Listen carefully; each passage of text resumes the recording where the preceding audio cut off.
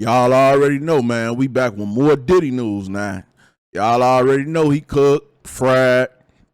They finna slam him in court. But the lady from Diddy Kane, Don Richards, she had filed a lawsuit, baby. You late as hell. I don't even know. I don't know what took you so long, baby, but you late. I don't know how much money gonna be left for you, baby girl, cause that nigga finna lose a lot of money at an alarming rate. You know what I'm saying? But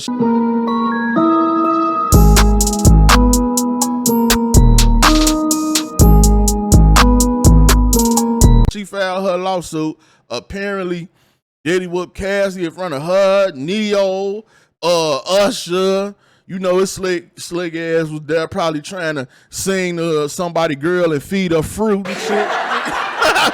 Usher keep playing, trying to see the up, feed them fruit, and just somebody gonna knock your ass. But anyway, this ain't about Usher though. But it is, but it ain't. You feel me? It's about Diddy. So let's get right into it. Hello everybody, welcome to the Impressive Channel. I want to talk about this lawsuit that the artist Don Richard filed against P. Diddy. Now this lawsuit really shocked me.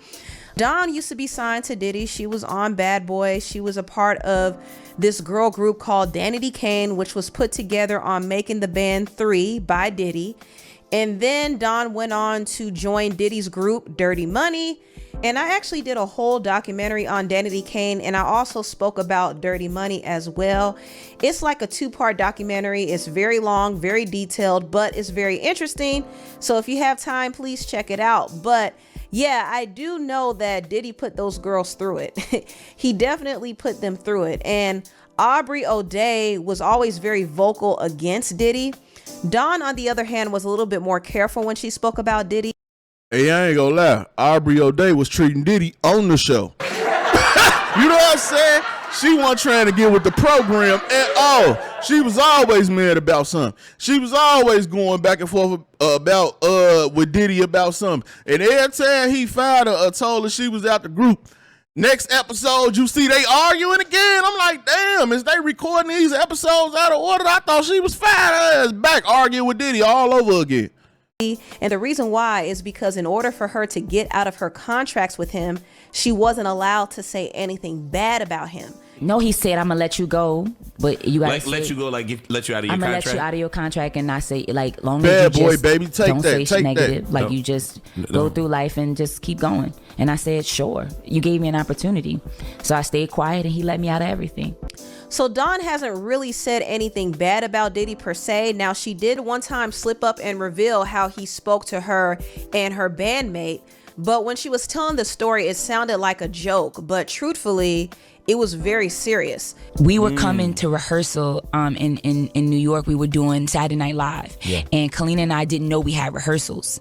And we The were same asking Bob everybody, yo, when two-step. rehearsals? They didn't know. We get to SIR Studios and Puff on us. He spazzes out on us. Like, and he was like, well, y'all don't want it. He always go with the y'all don't want it, the Jedi mind treatment. He makes you believe that you suck all to hell. And you you've been working all hours of the night, and me and him got in a huge What did he say to you, like verbatim?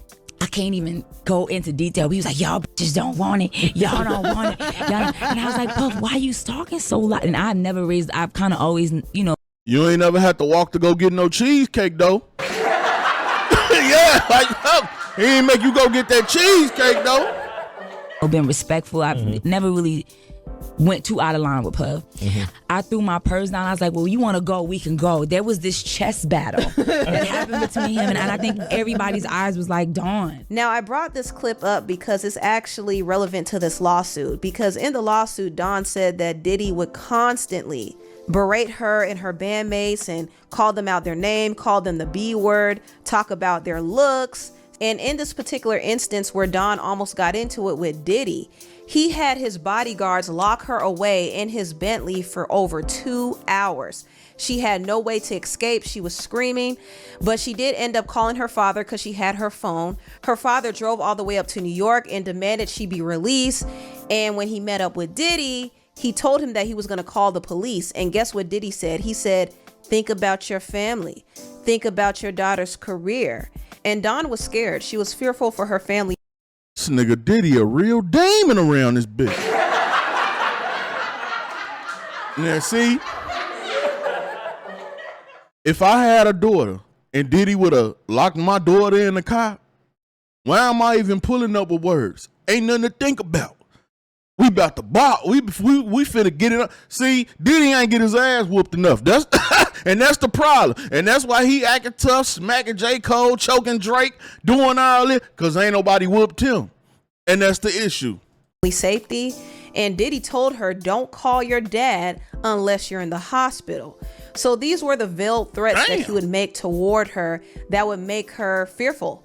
But that was just one of many wild things that Diddy would do. You know, Don accused Diddy of depriving her of food and sleep. He would constantly make her work. She had to be at his every beck and call. And she didn't get compensated for any of the work she did for him. It's really sad. And when I think about the whole making the band process, that was really Diddy's. Bro, and I understand wanting some fame, wanting some clout, wanting to be a star, wanting to make it in the industry because you see all the lights, the glitz, the glare, they make it look so beautiful. I get all that. But I ain't working for free, nigga. I ain't. Hell no. My people, hundreds of years, work for free. Pick cotton, all types of shit. You think I'm finna work for free, nigga? Nigga, I ain't gonna hide that story. Oh, they had me doing this and, man, I want, I was just doing what I was doing, trying to make it. I had to do this, do that, do that. Man, I ain't working for free. Nope. Way of conditioning the girls ahead of time to accept being treated like trash, basically. He programmed the ladies to think that this is what they have to do and this is what they have to endure to get ahead in the industry. And Dawn was one of the many entertainers who fell into this trap. She was tied to Diddy and she had to take everything he threw at her. And things got really intense when she was in Dirty Money. She said Diddy would be high a lot and he would be awake all periods of the night. And he would demand that Dawn and her group partner, Kalina, would come to the recording studio and they would spend all day in the studio, like sometimes 4 consecutive days without a break to eat or sleep. And anytime Dawn tried to leave, he would say, "Where the F are you? We have an album to make." And he would also make threats like, "I make ends go missing. I make things go away." So he bragged about getting away with crime. So he allegedly was starving Dawn and threatening her, and he wouldn't pay her. In fact, he owes her like $1.2 million in royalties from their music and also $335,000 from their touring. Damn. And she was never compensated for promoting the Ciroc or Diddy Beats campaign. Also, Dawn accused Diddy of harassing her and essaying her. She claimed that he told her to strip down to her underwear and he called her a B word and made some demeaning remarks about her body and said she was ugly and Bro, hold on. I know Diddy high as hell. You ain't never tell a skinny girl that she ugly and fat too. How the hell this nigga? That nigga high as hell. He don't know what the hell he was looking at. He don't know what he was saying. He just so mad saying anything. Crazy and skinny, and he did this in front of other people like friends and producers and bodyguards. It was embarrassing. Damn. She also was aware of the freak off parties that Diddy would hold because he would have these parties while she was in the studio. He would invite men and women to freak off at the studio with 1,000 bottles of baby oil is crazy.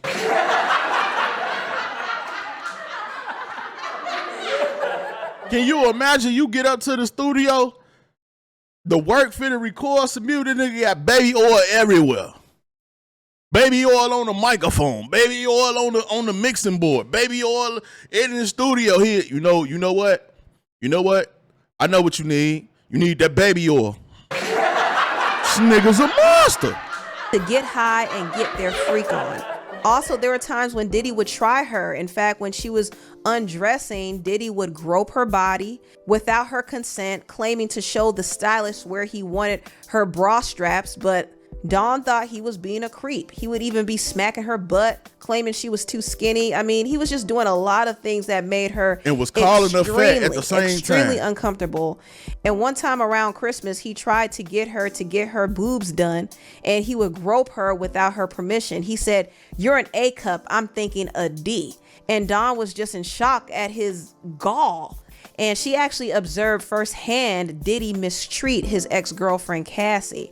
Now, Cassie already sued Diddy for his vile mistreatment towards her, and we've seen on camera how he mistreated her, but Don said that he was out here putting the paws on Cassie in front of other people. In fact, she recalled witnessing Diddy come to the kitchen and he was screaming at Cassie, calling her the B word, saying, B, you never do it right. He pushed her and threw like a hot skillet of eggs at her, and she fell to the ground, and he dragged her upstairs. And Don tried to intervene, but her other group member, Kalina, told her, don't do it. You hit that girl in the face with some eggs, nigga? A hot skillet for the eggs. And you hit this girl with some eggs? Put him under the jail. Let's get out of here, because Diddy is dangerous. And the following day, he called Don and Kalina to the recording studio, and he locked them in the room, dimmed the lights, and warned them about speaking on that incident with Cassie. He said, this is normal. This was just a lover's argument where no one was hurt. This is what love is. I'm giving you an opportunity. If you want to make it, you'll shut your mouth. If you say anything, there will be consequences. He also said people end up missing, which was a threat on their life. So Dawn stayed quiet, and on multiple occasions, she witnessed Diddy just putting the paws on Cassie. Like, man, he didn't even treat her like she was human. It was disgusting the way he treated her. Dawn recalled a time when he knocked Cassie in the stomach at a dinner party. He did this in front of people like Jimmy Iovine, Usher, and Neyo. And Cassie was crying and she was in pain, and Diddy's assistant, Capricorn Clark, escorted her out of the restaurant while everybody else continued socializing and acting like nothing happened. And it's just crazy to me, because I don't see how a man could witness that and not do anything. But that just comes to show you how much power. And Neyo, I've been seeing you parading around with them 2 females, nigga. You out here buying baby oil too? Yeah, all you niggas. I'm gonna see any one of you niggas with a bottle of baby oil, goddamn it. You niggas the baby oil bandits, goddamn it. Power Diddy had. Like, people were shook of him. I'm pretty sure a lot of people saw how Cassie was treated, but they weren't bold enough to intervene. You know what I mean? And also, Dawn said that Kim Porter was bruised up. She said that she saw her leaving Diddy's recording studio in tears with visible injuries on her face and her lip. And Dawn said Diddy would also host these drug-filled parties where he would traffic young women, some who appear to be underage, to the party. And he would have his guests perform acts on these women when they were intoxicated. And the crazy thing, Diddy would hire police officers to attend his parties just to get a message to the guests that his influence not only extended in the industry, but also extended to law enforcement. And this is why Diddy was allowed to get away with so much stuff, because, child, he had the police in his pocket. And he had them at these freak parties, and he probably used that as blackmail. Who knows? But Dawn witnessed a lot, and she was terrified. She absolutely was terrified. And there are some people questioning the validity of her lawsuit, because, you know, she always spoke highly of Diddy in interviews, and she even wanted to work with him on the Making the Band reboot in 2020. And she gave Diddy her song Deliver Me to be on his Love album.